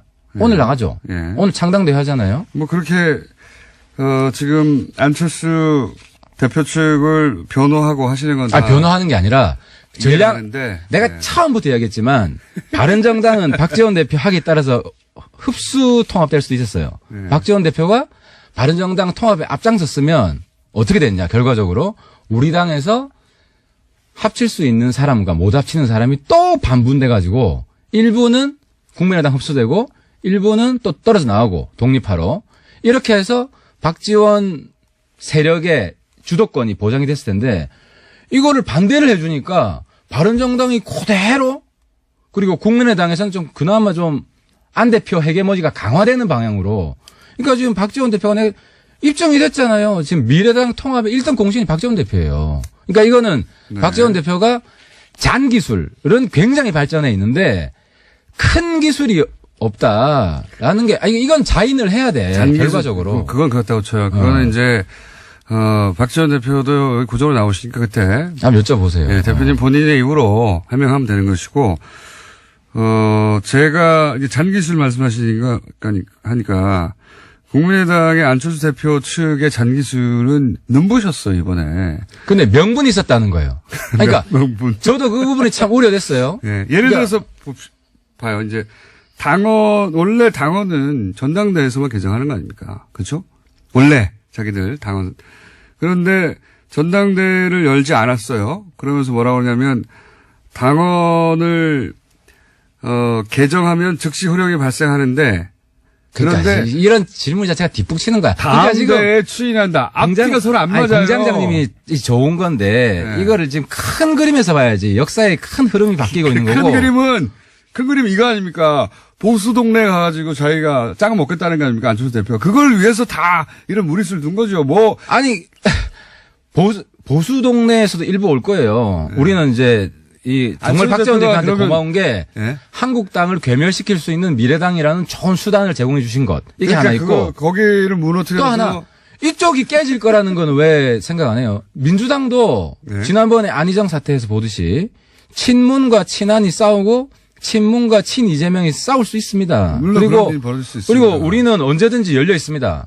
특히 그럼 싸워서 미래당으로 간다고요? 아니 그쪽에도 옵니다. 왜냐하면 이게 어떤 흡인력이 있냐면은 바른정당 사람들은 한국당에 얼마 안 되지만 괜찮은 사람들을 흡수할 수 있는 잠재력이 있고 요 국민의당에 있는 사람은 민주당 쪽에 괜찮은 사람들 흡수할 수 있는 아니 거기 왜 잠재력이 있는 갑니까? 거지. 지지율 낮은데. 앞으로 한번 보자고요. 그러니까 앞으로 한번 보자고요. 1단계는 한국당이 없어집니다. 한국당이 없어지고 사실 저는 민평당도 오래 안 갈 거라고 보지만 일단 뭐 이번에 창당했으니까 네. 감사하다는 뭐 덕담을 그러니까 자, 이 디테일 그럼 빼고요. 뭐 전당대회 했냐 아니냐 빼고 본질을 얘기하자면 안철수 대표가 합당을 하는 이유는 바른정당 좋으라고 하는 건 아니잖아요. 그죠? 당연히. 안 대표 본인의 미래가 있다고 생각했겠죠. 그렇죠. 그 미래가 뭐냐면 지금 이 진보 진영에서는 자기 자리가 점점 좁아지고 없어지니까 그리고 문재인 대통령하고 민주당이 그쪽은 다 먹어버렸다고 생각하니까 그러니까 이쪽으로 조금 보수적으로 옮겨가지고 앞으로 자유한국당도 잘 안 될 것 같으니까 지방선거 끝나고 나면 그때 이렇게 쑥 모아서 자기가 거기 보수의 적자가 되려고 하는 거면 새로운 그러니까 보수의 적자. 이제 그거를 그거 맞죠? 이걸 이렇게 얘기한 게 그거 맞아요. 맞습니까? 아니, 안 맞습니까? 박지원 대표 측이 안철수 대표를 엄청나게 키워줘 버렸다. 내가 이번에 부산 안 컸어요. 아니 컸어요. 부산 가니까 안 대표 완전히 다르게 봐요. YS처럼 봐요. 센 정치, 화끈한 정치. 아니 굉장히 저렇게 그 사람 만나는 폭이 좁으신 거 아닙니까? 아니 이게 부산 사람들 화끈한 거 좋아하는데 확실히 싸우는 거 좋아하고 내 그게 생각나더라고. 그 우리 옛날에 전대엽 노래 있을 때 조금만 더 쳐다오 시퍼렇게 날이 설 때까지 안 대표가 시퍼렇게 날이 섰어요. 엄청나게 두드려 맞아가지고 혼자 섰겠죠. 이게 부산에서 인기 엄청 올라갔다니까요. 알겠습니다. 올라갔다고 그러니까 하고요. 안 대표를 키워준 거는 네. 민평당이다. 뭐 그렇게 생각할 이게 수도 때리면 있습니다. 때릴수록 크는 게 정치입니다. 저도 좀 쳐주세요 좀. 자, 이건 맞다고 보시죠. 안철수 대표가 거기 가서 새로운 보수의 적자가 되려고 하는 본인 계획, 그렇게 될지 안 될지는 이게 차치하고. 제가 본인 이제 계획이 공장장님 이거죠. 보고 네. 이 소설을 쓰는 건 필요하죠. 한데 정치는 쪽대 본 정치입니다. 그때 계속 바뀌어요. 그러니까 아니, 큰 그림은- 드라마 큰 그림이 지금 대하 드라마 소설이 있어요. 뭐 있다고 칩시다. 쪽대분도. 근데 이게 예. 전체 스토리가 있은 다음에 그때 나오는 전체 거죠. 스토리가 있는데 결론이 바뀌어요. 네. 다 죽는 거 결론 냈다가 죽이면 안 돼요. 댓글 엄청나게 달리면 바뀝니다. 이게 정치입니다. 그러니까 제 말은 지금 시나리오는 그거 아니냐 이거죠. 나중에 그러니까 바뀔지언정. 그런 대본이 있는지 없는지는 이제는 국정원도 모르지. 국내 정치 개발하면 안 되니까. 근데 본인이 이제 보시기엔 어때요? 제가 볼 때는 있죠. 안철수 대표 요번 통합 과정을 보면 네. 순발력 정치를 하고 있어요. 그리고 매번 왜냐하면 제가 가장 걱정했던 게 마지막 당헌 당규 개정인데 이거는 반칙으로 될 수 있다. 하면 안 된다. 근데 명분을 민평당이 딱 준 순간 순발력 있게 딱 바꿨다는 거예요. 그러니까 그걸 크게 순발력 있게라고 말씀하시는 거는 이제 합당이 돼야 되니까 그렇게 해석해 주시는 거고 삼자들이 보기에는 물론 국민들이 평가하기 나름인데 꼼수죠. 국민들이 평가하기 나름인데 국민들이 볼 때는 민평당도 따로 집안 살림 차렸잖아. 끝까지 이 집안의 순결을 지키겠다는 이런 걸 보인 적이 없잖아요. 우리보다 먼저 창당해요. 우리보다 먼저 창당하는 분이 우리 당 만드는 거 어떻게 알겠습니다. 비판합니까? 네. 그렇게 말씀해 주셔야 하는 입장이 있다는 거는 제가 충분히 이해하고요. 그러니까 제가 다른 디테일 가지고 얘기해봐야 입장이 갈리고 그건 또 민평당 쪽에서 얘기할 내용이니까 제가 궁금한 건 안철수 대표의 시나리오는 그런 게 아니겠는가. 그 정도는 적어도 바른정당에서 간파하고 있지 그러니까 않습니까? 시나리오는 움직인다. 이 네. 부분을 전제하고 이야기를 해야 되는데 움직일 어떤 텐데. 시나리오가 있는지는 모르겠지만 그러니까 아시잖아요. 안 대표가 제가 볼 때는 큰 정치를 이번에 배웠습니다. 그리고 유 대표도 이게 좋은 야당이 있어야 좋은 여당이 생긴다는 게 이번에 입증이 된 게 안 대표가 큰 정치를 하니까 유 대표도 이번에 큰 정치를 하기 시작하는 거예요. 네, 알겠고요. 그러면 이건 이제 안철수 대표의 속마음이니까 예. 그걸 어떻게 읽느냐 하고 여쭤본 건데 이제 다 읽었지만 말할 수 없는 걸로. 속마음이 계속 바뀐다. 이게 정답이지. 나도 제 마음이 계속 바뀝니다. 어제 마음이 바뀌고 오늘 마음이 바뀌고 그 마음이 계속 바뀔 수 있는데 목표가 한 가지 있어요. 목표. 한 가지 변함 없는 거는 우리가 집권을 하기 위한 거 이거 두 번째 집권하기 위해서 한국당 없애야 된다.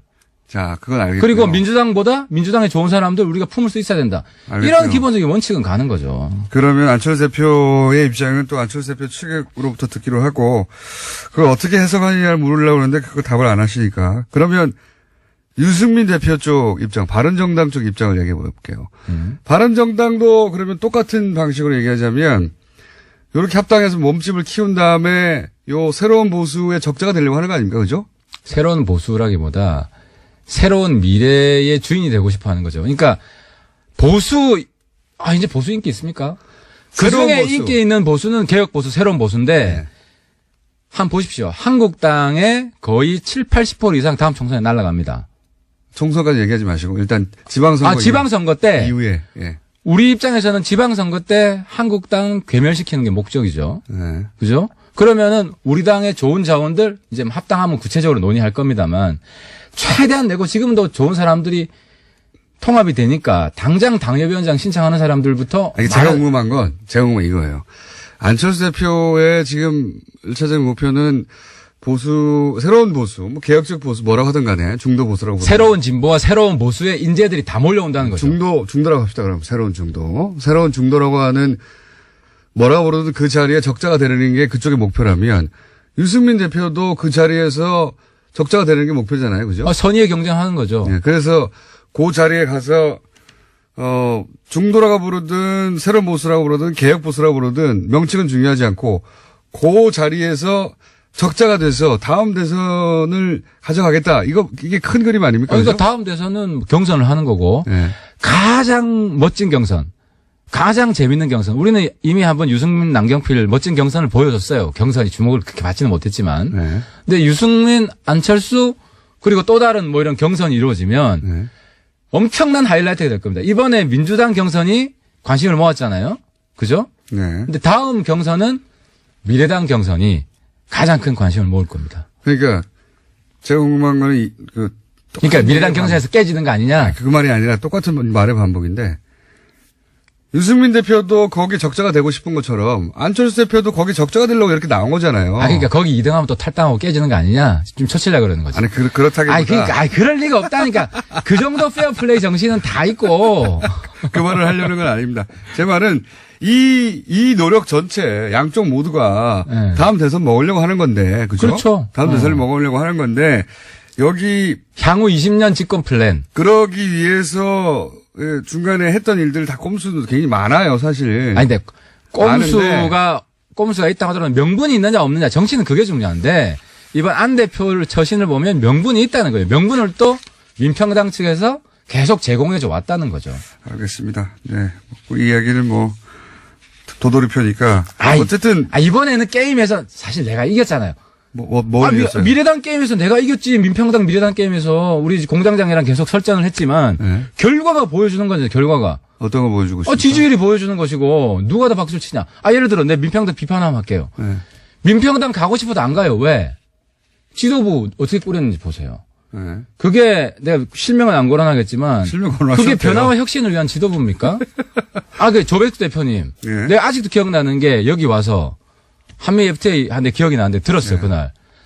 아니 한미 FTA 재협상을 트럼프가 요구했는데 왜 문 대통령이 사과하냐고. 네. 거기가 무슨 친문이냐고. 그잖아요. 그 부분 조배숙 대표 사과해야 돼요. 한미 FTA 재협상 문 대통령 보고 사과하란 거를 조배숙 대표 사과해야 됩니다. 비례대표는 어떻게 하실 거예요, 그러면? 네, 엄청 고민 많이 했는데 네. 이런 거예요. 출당 안 시킬 거예요. 이야기를 했어요. 개별 여러분들하고 얘기를 해보니까 왜 나가려고 하느냐. 네. 안철수에 대한 사적 감정이에요. 아니, 이유가 어쨌든. 한번 물어볼게요. 내가 출당 안 시킵니까? 시킵니까? 안 시킵니다.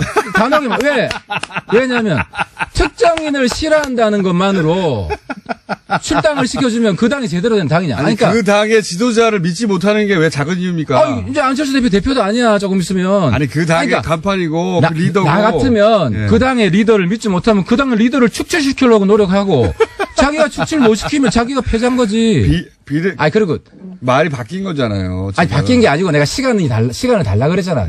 솔직히 얘기하면은 그 설득은 못 하겠고 설득할 시간을 달라고 이유를 했고. 보니까 개인적인 거야. 그럼 이유는 안 된다. 그래서 내가 출당 안 돼. 이렇게 이게 한 2주 동안 그분 개개인들하고 이야기를 해봤는데 나가려는 이유가 공명정대한 명분이 없어요. 특정에 대한 사적 감정밖에 없어요. 사적 감정이 아니라 우리는 안철수의 사당이 아니라 네. 미래당이라는 새로운 공당이고 어쨌든 출당 안 시키는 거죠. 아니 아무런 명분이 없고 이런데 이거를 예를 들어 유승민 싫다고 하는 사람 넣으면은 네.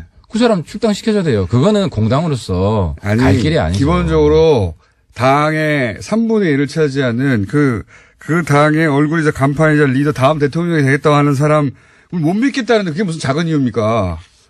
사적 감정이지. 그러니까 자질이 없다, 못 믿겠다. 그러니까 다음 경선에서 안철수 대표를 안 밀고 유승민 대표를 밀면 되지 그분들은. 유승민. 아니 출당 안 시킨 이유는 저쪽이. 그러니까 예를 들어서 우리 저쪽이- 당 내에서는 강제 당론 투표도 없어요. 자기가 소신 투표하면 돼요. 하태도 바른정당에서 원래는 출당 시킨다면서요. 검토를 내가 해보겠다. 시간을 달라 그랬잖아. 그래서 내가 그분 개개인들하고 이야기를 해봤어요. 유승민 대표는요, 생각이. 유승민 대표는 제가 지금 설득해서 안 시키는 쪽으로 바뀌었어. 시키는 쪽으로. 아니 근데 너무 얄팍한 거 아닙니까? 얄팍한 게 아니라 이야기를 해보니까 뚜렷한 명분이 없는데. 이유는 출당 안 시킨 이유는 또 간단하죠. 저쪽 출동시키면 너무 커지니까. 그게 아니라 캐스팅 보드 그분들은 예를 들어서 우리 당이 강제 당론 투표를 안 합니다. 소신 투표를 충분히 할 수 있고 또 우리가 합리적이지 못한 그 투표를 하지도 않고 우리 당이 하여튼 문재인 대통령이 도와줄 때는 우리가 도와주지. 아니 조배수 대표처럼 그렇게 억지로 반대합니까 우리가? 어쨌든 민평당이 반대하면 억지로 반대하지. 출당 안 시키는 게 거의 확정적이에요. 명분이 우리는 예를 들어 김연아 의원 같으면 탄핵에 찬성하고 반대한 뚜렷한 객관적인 공적인 명분이 있어요. 그분들이 무슨 명분이 있어요? 알겠습니다. 명분이 없는 걸로 하고. 아니 명분 물어봤으면 좋겠어. 안철수 싫다 이거밖에 더 있어요? 그냥 저 사람이 싫다가 아니라 신뢰를 잃고 자질이 없대잖아요. 그러니까 그럼 안철수 대표 안 찍으면 되잖아. 다음 뭐 그렇다고 대통령선 안철수 넣으면. 대표가 신뢰하지 못하고 자질이 없다고 생각해서 그분을 출당시킬 수 있는 건 아니잖아요. 아니요, 그분들은 안철수를 출당시키려고 노력을 해보세요. 어떻게 세 명이 출당시킵니까? 저는 맞겠지만, 그러니까 당이 하도 계속 얘기하지만 절이 싫으면 중이 떠나야지. 절 그러니까 보고 자꾸 이사하라고 하면 안 되죠. 못 떠나잖아요. 그러니까 보내달라는 거 그러니까 아닙니까? 이게 공명정대한 명분이라도 있으면 제가 그분들 편을 들으지만. 알겠습니다. 고생하십니다, 의원님.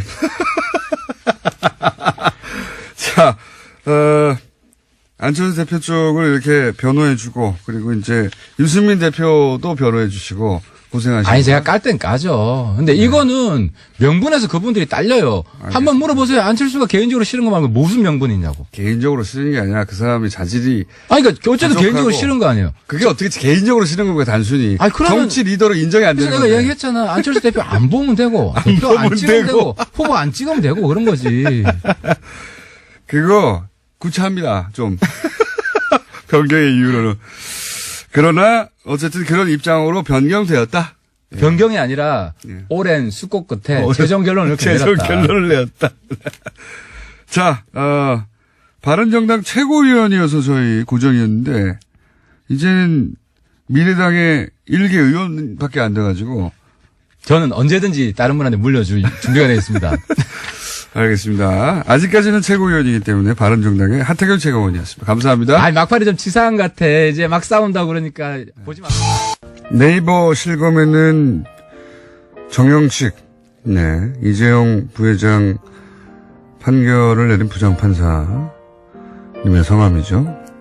정영식이 없고 다음에는 있음.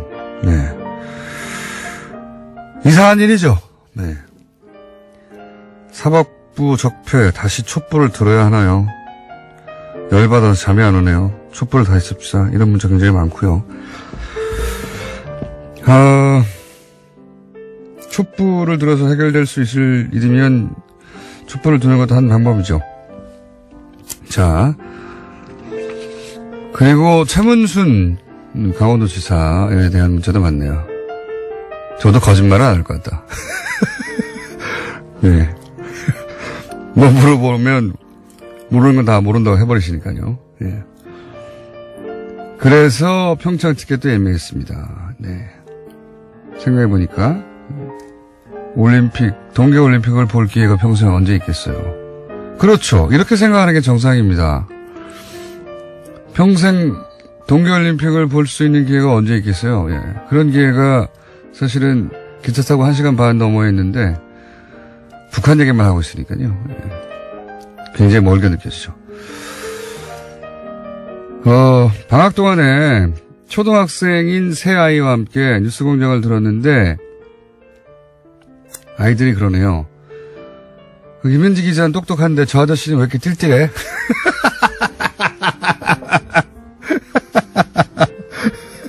저렇게 띨띨한 아저씨가 왜 진행을 해? 그렇게 들리는군요, 초등학생한테는. 감사합니다. 그리고 뭐 기타 등등 이정열 판사님 사진 검색할 때마다 깜짝깜짝 놀랍니다. 지금은 용되셨는데 공장장에게 비결 좀 알려주세요. 네, 저도 괜찮았어요. 요즘 살이 쪄서 그렇지. 그리고 방금 또 하태경 의원 갔다 왔더니 문자 많이 왔네요. 갑자기 태영을 부활시키자 이런 문자. 자, 두드려 맞으면서 정치는 큰다고 합니다. 여기까지 하겠습니다. 북한이 평창올림픽 대표 단장으로 김영남 최고인민회의 상임위원장을 보냈습니다. 이게 어떤 의미일까요? 정세현 전 통일부 장관, 까칠한 장관님 연결되어 있습니다. 안녕하십니까? 예. 이제 반응 안 하시네요, 까칠하다는 말에. 예. 그러려니 하시는 거군요. 예. 앞으로도 계속 하겠습니다. 띨띨한 사람에 대해서 무슨 뭐. 띨띨한 사람에 대해서. 그럼 제가 까칠한 장관이라면, 예, 띨띨한 진행자라고 하세요. 자, 이 의미를 좀 짚어주십시오. 김영남 위원장은 직접 만나신 적도 있는 걸로 아는데, 김영남 위원장이 대표 단장으로 온다. 이게 어떤 의미입니까? 북한 입장에서 풀어보자면. 헌법상 국가 수반이에요. 예. 북한은 이제 공산당이 운영하는 국가이기 때문에, 공산당 국가이기 때문에 권력은 당 쪽에 있지만, 그러니까 김정은 당 위원장이 갖고 있지만, 예. 나머지 행정 분야, 뭐 행정, 사법, 입법 이쪽은 다 김영남 위원장이 총괄하게 되어 있습니다. 헌법상 국가 수반이에요. 그러니까 이런 국가 수반을 지금 평창에 보낸다는 얘기는 남북 대화를 상당히 앞으로 잘해보자. 뭐 격을 높여서도 해보자 하는 그런 메시지가 담겨 있고, 가능하다면은 펜스 부통령이 온다는 걸 확인하고 아마 보낼 거예요. 아하. 근데 지금 펜스 부통령과 만날 수 있는 여지가 있는지 그것은 좀 두고 봐야 되겠지만, 어쨌건 미북 대화에 대한 강력한 의지도 담겨 있다고 생각합니다. 그러니까 미국으로 치면 대통령 대신에 넘버2인 부통령이 오는 것과 비슷한 급이 오는 거다 이렇게 생각하면 되는 겁니까? 그렇죠. 직접 만나보신 적도 있지 않습니까? 한두 번 만났죠. 어떤 사람인가요? 그분이 이제 평생을 외교관으로 국제부에서 대외관계 다루던 분인데, 98년부터는 지금, 20년 전부터는 이 최고인민회의 상임위원장이라고 하는 자리, 헌법상 국가수반 역할을 하고 있지만, 그 전에는 외교부하고 당의 국제부 왔다 갔다 했습니다. 그러니까 굉장히 노련한 외교관이죠. 인상은 아주 인자는 할아버지 같아요. 베이스가 외교군요. 네. 원래 외교부죠. 근데, 그러다 보니까 외교관으로서의 잔표가 굵었기 때문에 말을 모범 답안에서 벗어나지 않는 그런 발언만 하더군요. 그래서 좀, 어떻게 보면은, 심심한데. 그래도, 심심하죠. 예. 얘기하면 심심해요. 근데, 우리 공장장처럼 재미있지는 않아요. 근데, 그러나 메시지는 정확하게 전달합니다. 그래서 이번에, 김영남 위원장이 아마도 김정은 당 위원장의, 구두 메시지가 됐건, 친서까지는 안 가져오겠지만, 최소한 구두 메시지는 가져올 텐데, 남북 정상회담 관련해서 뭔가 얘기가 좀 나오지 않겠나. 왜냐면, 금년 1월 문재인 대통령 신년 기자회견에서 남북 정상회담도 할 수 있다, 하고 싶다 하는 얘기를 하지 않았습니까? 네. 거기에 대해서 뭔가, 애둘러서라도 반응을, 보이지 않을까 하는. 이게 넘버2를 보냈다는 거는 이제 문재인 대통령에게 전달할 직접 메시지가 있는 것으로 봐야 하고, 그리고 미국 펜스 부통령과 기회가 된다면 만날 기회도 모색하는 그런 의미를 해석해야 된다는 거죠, 지금? 그렇죠. 그러니까 뭐 깊이 있는 대화는 나누기 어려울 거예요. 펜스 부통령이 일단 북한 인권 문제를 가지고 좀 대북 뭐 비판이라고 할까 네. 공격을 시작하겠다고 지금 원비어의 아버지를 지금 같이 데리고 오지 않습니까? 예, 처음부터 그렇게 치고 나오고 있어요. 네, 네. 그런 거 보면은 뭐 미팅은 현실적으로 불가능할 것 같고 예. 리셉션장이나 이런 데서 소위 조우 인카운터 우연히 만나서 서로 이렇게 마주보고 있는데 무슨 아는 척 안 할 수 없으니까 악수하는 정도는 하겠지만 예. 그래도 그런 것이 밖으로 비춰지는 데는 미국 대화 가능성에 대해서 신라 같은 희망을 좀 줄 수 있다고 생각하죠. 그리고 같이 오는 사람들은 누군지 모른다 이렇게 보도되고 있는데 누가 포함될 거라고 보십니까? 글쎄요, 넘버2가 오는데 넘버3를 보내지는 않을 것 같아요. 이게 말하자면 최룡해 같은 사람이 또 오지는 않을 것 같고, 예. 아마도 남쪽에 오기 때문에 대남비서, 그러니까 통전부장을 겸하고 있는 대남비서 김영철 비서가 오지 않겠는가. 이제 그렇게 생각을 하고, 그 다음에 좀 체육 관련해서 고위급 인사가 국가체육지도위원회 위원장이라는 사람이 있습니다. 최휘. 원래 그 최룡해가 하던 자리인데, 높은 자리예요. 우리 문화체육, 거기도 체육부가 있지만은, 네. 장관보다 어떤 점에서 더 높은 자리이죠. 그 정도 오지 않겠는가. 혹시라도 그런데 또, 난데없이 김정은의 여동생이 낄지도 모르죠. 그러나, 그런 이제 이야기거리를 만드는 수준이지, 뭐, 깊이 있는 대화를 할 수 있는 상대는. 여동생일 뿐 정치적 의미는 없다. 예. 네, 그렇군요. 여동생 온다 하더라도. 그러면 이제 이동수단 관련해서 얘기가 많아요. 그 예술단 이동수단을 위해서 만경봉호를, 택했다고 하고, 그리고 김영남 위원장 오는 것은, 항공편으로 올지 뭐 이런 전망들이 계속 나오는데, 이동수단도 각각 다 의미가 있는 거 아닙니까? 그렇죠. 지금, 김영남 위원장이 오게 되면은 육로로 오기는 좀 힘들 거예요. 왜냐면 평양에서 서울까지 오는 데만 해도 한 4시간? 쉬지 않고 와도. 그리고 거기서 다시 또 무슨 이 KTX를 타고 강릉까지 간다. 진부까지 간다. 평창까지 간다. 이거 90노인한테는 굉장히 힘든 일입니다. 네.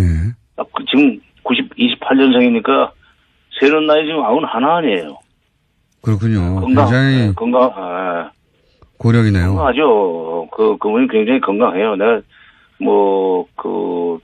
벌써 12년 전, 13년 전이지만은 최근에 어디 이 사진 같은 데서 보면은 자료에서 보면은 아직도 건강한데 그래도 90이 넘은 고령이기 때문에 육로로 오기는 어려울 거고 그다음에 이제 공로로 온다, 비행기로 온다. 이럴 경우에 그거를 거부하기가 어려울 거예요. 이렇게 되면 또 이제 우리 국내에서 유엔 제재 문제, 오이사 조치 문제, 시비를 걸고 나올 텐데. 대북 제재 위반이라고. 예. 그렇죠. 기왕에 지금 만경봉호 오는 것까지 받아들였기 때문에, 공로로 오는 걸 거부하기 어려울 거고, 이거 가지고 논란이 더 이상 안 일어나는 게 좋습니다. 왜냐면, 요즘 평창 올림픽을 평화올림픽으로 만들어 보자고 하는 취지에서 북한이 이렇게 상징성이 높은 사람도 보내고 그러는데 거기다 대고 계속 무슨 절차 내지 과정상의 문제를 가지고 분란을 일으키면 제3국 남의 나라 보기에도 좀 창피하죠. 저 사람들 왜 같은 민족끼리 저렇게 헐뜯고 그러냐 이런 식의 손가락질하지 않겠어요? 이건 어떻게 보십니까? 아베 총리가 우리나라에 와서 문재인 대통령하고 만나면 바로 올림픽 끝나자마자 한미 군사훈련 빨리 하라고 요구할 거라고 하던데 이거 너무 주제 넘은 거 아닙니까? 주제 넘은 게 아니라 지가 왜 그런 데 나서요? 아니 한미가 하는 문제를 지가 무슨 뒤에서 조종자에 뭐예요? 이 사람은 한반도 유사 그러니까 한국의 한반도의 여러 가지 군사적인 위기가 높아질수록 자기가 자기 임기 중에 평화헌법을 개정해서 일본 자위대 해외 출병을 가능케 할 수 있다고 믿고 예. 그런 상황을 만들기 위해서 노력을 하죠. 그래서 아베야말로 북한이 사고치기만 기다리는 사람들이에요. 함정판을 꼭 빠지기 기다리는 거지. 예. 근데 이게 뭐 한미연합훈련 한미가 알아서 할 일이고 그런데 왜 그 같지 않게 일본 총리가 나서가지고 그 훈련을 재개해야 된다는 얘기를 해봐서 합니까? 문재인 대통령이 거기에 대해서는 큰 한미 간의 문제이기 때문에 당신은 빠져있으라는 얘기로 단호하게 얘기를 할 필요가 있다고 생각해요. 그런 말을 할 수 있다는 발상 자체가 이게 말이 안 되는 거 아닙니까? 남의 나라 군사훈련을 가서 내가 빨리 하라고 말을 해야 되겠다. 이렇게 보도가 돼서 제가 여쭤보는 건데. 그래요. 예. 미국이 또 그렇게 아베를 두둔해왔기 때문에 그거 믿고 그러는 걸까요? 미국 믿고 그러는 거죠. 그러니까 뭐 일본 보면은 좀 비겁해. 꼭 미국 앞에 서가지고 뒤에 있는 큰 형이 때려줄 거라고 생각하고 앞에서 막 소리 지르고 하는 왜 그 졸개 있잖아요. 장관님. 아니, 내가 오늘은 여기까지 해야 될 것 같습니다. 화가 나신 것 같은데. 어떤 편이지만은 예. 너무 심해가 왜는 좀. 예. 또 연결하겠습니다. 감사합니다. 예. 정세현 장관이었습니다. 안녕!